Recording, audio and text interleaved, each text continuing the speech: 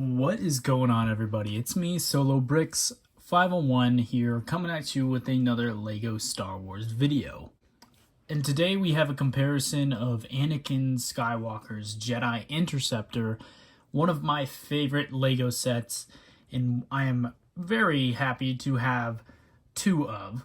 I have the 2014 version as well as the 2020 version.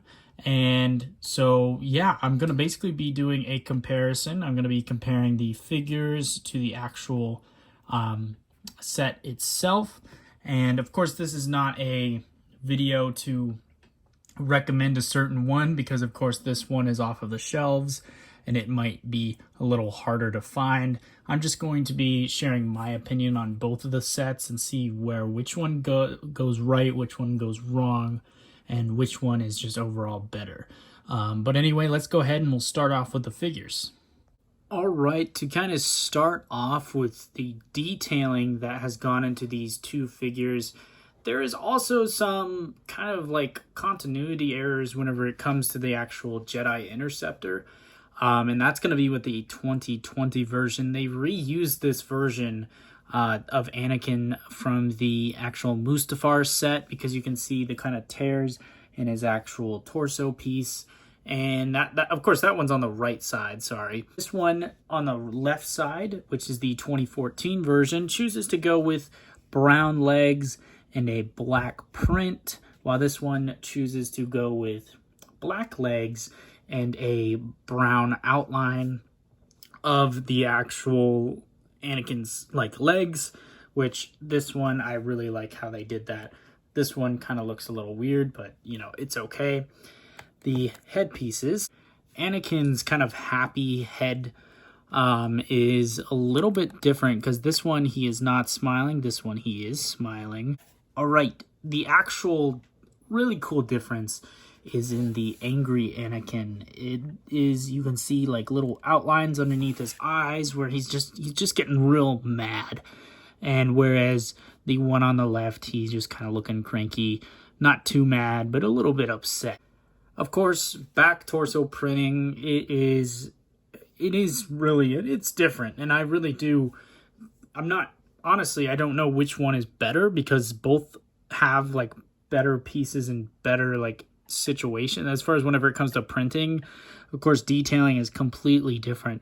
Of course, this one chooses to have like different colors, more colors and more like detail, whereas this one kind of sticks with 1 to 2 whenever it comes to his belt, or kind of darker colors, where this one does like dark brown, light brown, and then goes white towards the top of his torso, whereas this one just kind of sticks with darker colors, and this one's kind of brighter. And I like the differences. I don't like that they're the same, and it shows that LEGO has, of course, looked at them and decided what was good and what wasn't. The astromechs have not changed too much. There is minor detailing whenever it comes to this one on the right, having a little bit more detail because, of course, time changes and LEGO's able to add more colors, more different detailing whenever it comes to editing past mistakes, and being able to right the wrongs when it comes to a simple character as R2-D2. You can simply see the differences. All right, now to start off with the actual fighters, the interceptors themselves.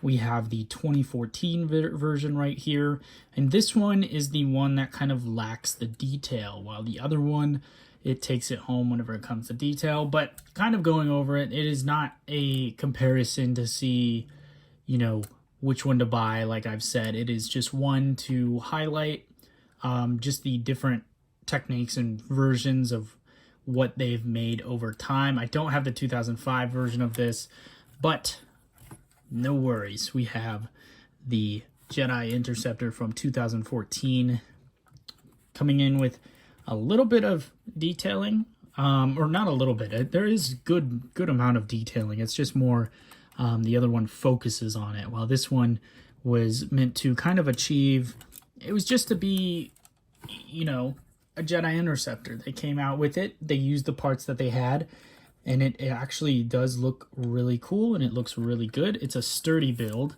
I think.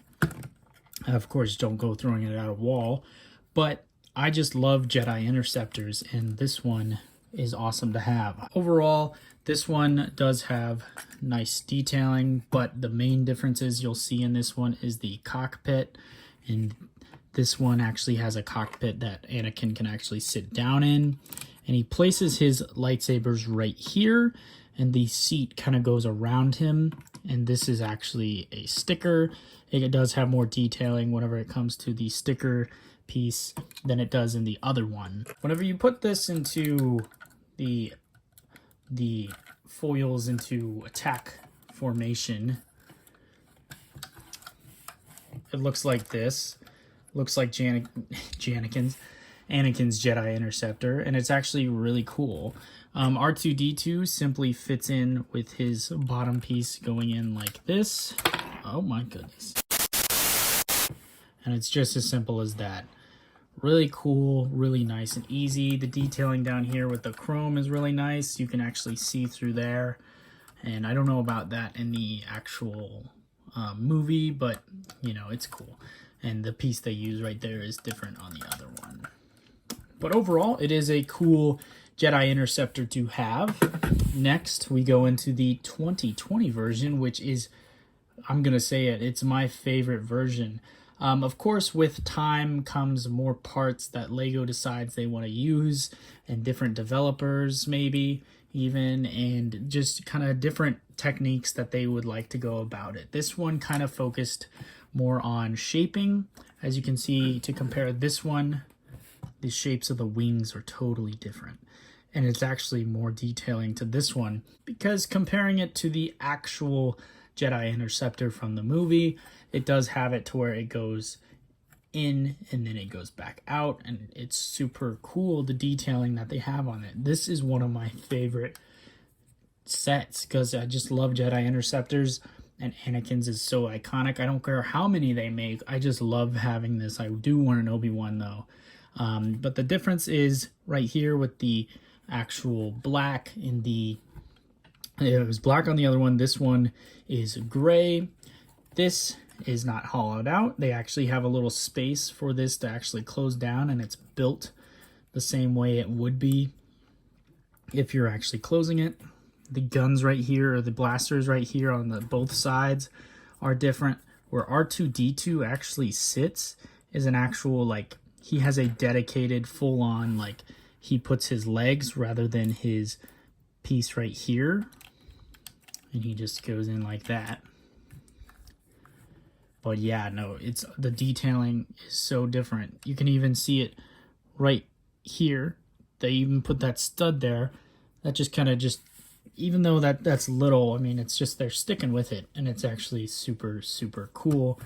Even whenever you get right here where that curves down, even in the smallest details, they care about. This, I actually like the way the seat looks. However, if this was hollowed out, it would actually work a lot better. And because if he sits down like that, it can't close all the way, and he has to go all the way down in order for this to close. And this is a totally separate, that was an accident. This is a totally different looking piece. It actually looks like one of these side pieces from the movie rather than the whole entire front piece. If you know what I mean, where he has his hands on the actual joystick. This looks like just one half of that.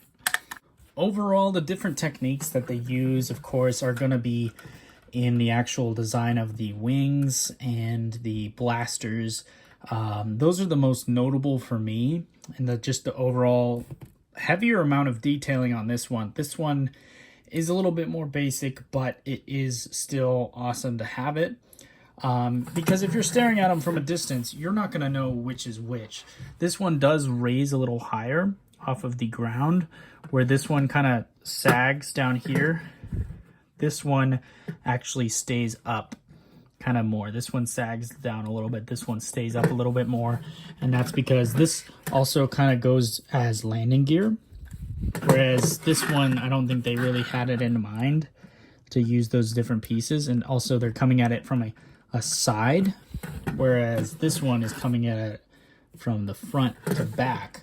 So it holds it a little bit higher up. This one takes it home for me because of the more detailing. Of course, but of course that's going to happen though, because this one they've made two, and then they're like, okay, we know what we did wrong, we know what we can do better, and so they make this one. And this is, of course, the one. It's still on the shelves. If you haven't gotten it, or you just, because I've passed it by so many times, if you haven't gotten this set, go ahead and go out and get the 2020 version. Of course, it's still on shelves. I love it. I think it's great. I might honestly get another one just to not open. I know that sounds weird, but I just think this is an awesome set. So if you guys have a chance, go ahead and get this. I'll see you guys in my next LEGO Star Wars video.